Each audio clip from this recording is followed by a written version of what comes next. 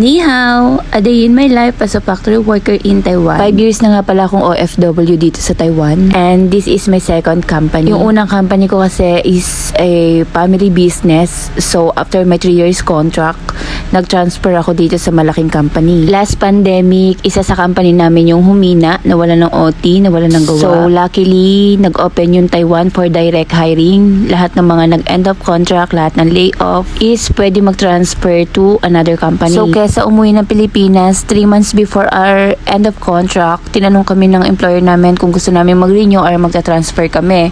So, hindi namin tinanggap yung renewal. Nag-apply kami sa iba't ibang mga company. So, isa to sa mga in-applyan ko and ito na rin yung naging last choice ko dahil malapit lang siya sa city and nandito lang din siya sa Central Taiwan. And based on my research, OT-OT din naman daw dito. So, hindi nga ako nagkamali. Maganda nga yung schedule dahil 2 days off, 2 days work. So, hindi ganun ka-hectic yung schedule, hindi nakakapagod. Compared dun sa una kong company, my God. Kahit hindi ka mag-day off ng 1 month, hindi ka talaga sasahod ng malaki. Eh dito, pag may OT ka is 3-1. 3 days kang papasok, 1 day day off mo na. Tapos 3 days pasok ulit and day off mo na ulit. Based on my experience, hindi talaga recommended na sa family business ka pumasok dito sa Taiwan. Again, based on my experience. Mas maganda pa rin talaga sa mga malalaki kang company mapunta. Kahit may basic salary talagang sinusunod yung mga company dito sa Taiwan. Iba-iba naman yung mga binibigay nila sa mga incentive, bonus, lalo na sa deduction. Kaya iba-iba talaga yung computation ng sahod every company. Mapamalaki man yan or maliit or family business company. Ika nga, swertihan lang talaga sa pag-abroad. Grateful naman ako dito sa company ko ngayon dahil maganda yung napuntahan kong department, mababait yung mga kasama ko. Kahit nakakapagod, worth it naman yung sahod. And bago nga ako pumasok sa trabaho, natuturuan ko pa at nakakausap ko yung pamilya ko. Noon, after 12 hours duty ko sa company, dumidiretso ako sa isang Pinoy restaurant para mag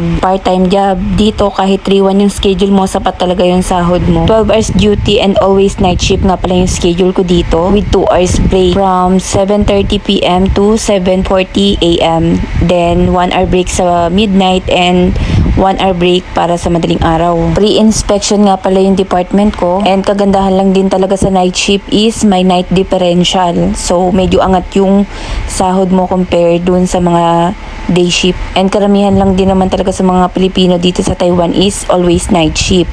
Madalang yung mga nasa pang-umaga. Kasi gusto rin ng mga Taiwanese na pang-umaga yung shift nila. So, kung tuto yung pasok mo, kapapasok mo lang ng first night, yung second night mo, last night mo na agad yun. So, di ba pag nag-day off ka, ang dami mo pang energy, makakagala ka pa. Kung i-compute mo, yung tuto schedule is 15 working days lang yung kalalabasan niya sa isang buwan. Tapos, sasahod ka na ng basic.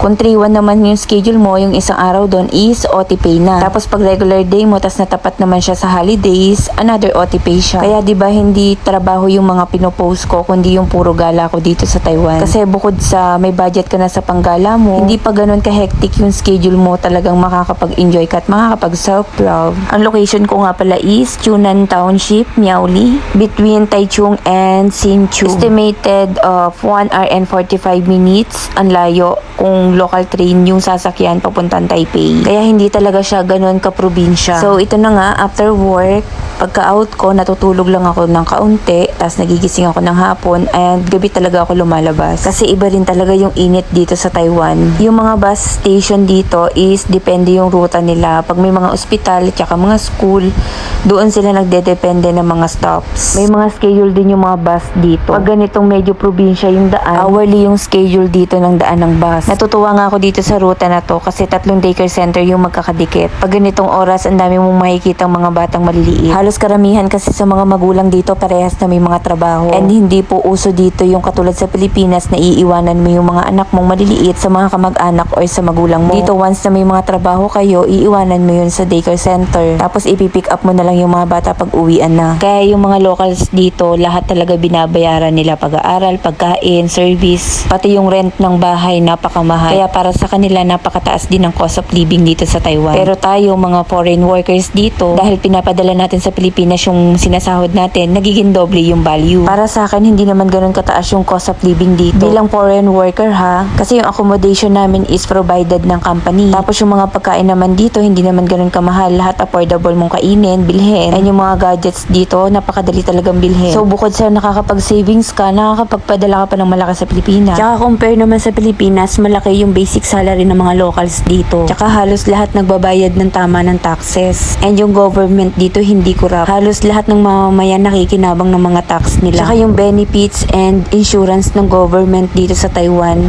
sobrang ganda. Thumbs up talaga. And regarding naman sa safety, sobrang safe dito sa Taiwan kahit maglakad ka dyan ng madaling araw. And kahit sobrang dami ng mga sasakyan, sobrang safe din mag-drive dito. Hindi ka matatakot mag-drive dahil halos lahat sumusunod sa traffic law. And dito, pag may violation ka, hindi ka makakatakas dahil ipapadala na agad sa email address mo yung sulat and yung penalty na kailangan mong bayaran. Mahigpit ang Taiwan sa mga law nila, kaya kailangan mo talagang sumunod sa batas nila. And imposible talagang matakasan mo. Bawat kanto dito, lagi may mga CCTV. Napakadali para sa mga polis mag-access ng CCTV copy dito, lalo na pag may mga crime at saka mga violation. Ganito nga lang ang ginagawa ko tuwing day off ko at wala akong gala. Nag-i-e-bike ako papunta mismo dito sa may city. Mag-iikot-ikot lang ako dito, yung mag-window shopping or bibili ng mga makakain. Pag may magugustuhan, bibilhin. Kaya minsan sana inaatake na lang ako ng katamaran kasi ayoko talagang lumalabas ng kwarto. Napapagastos talaga ako nang wala sa plano. Mura naman yung mga pagkain na ganito dito and mabubusog ka na rin naman. Kaso madalas talaga dahil sa dami nila mag-serve ng pagkain, nalulugi ako kasi hindi ko rin talaga siya nauubos mag-isa.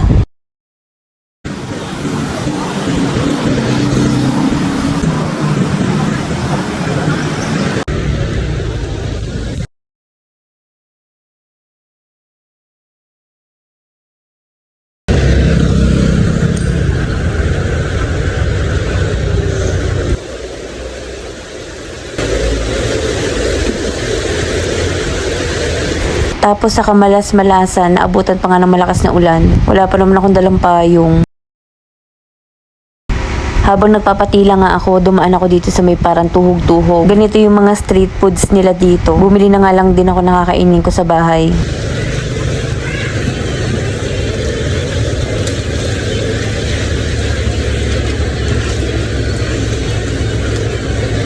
Dumaan na din ako dito sa may tindahan ng mga prutas. Bumili na din ako ng ilang stocks. Kailangan kahit palagi kang puyat, meron ka pa rin nutrients na kinakain. Dahil kanina nga yung malakas ang ulan, hindi na nga ako nakapag-U-bike. Tapos may nadaanan pa nga ako ditong mga claw machine. Nakapagpalipas pa nga ng oras.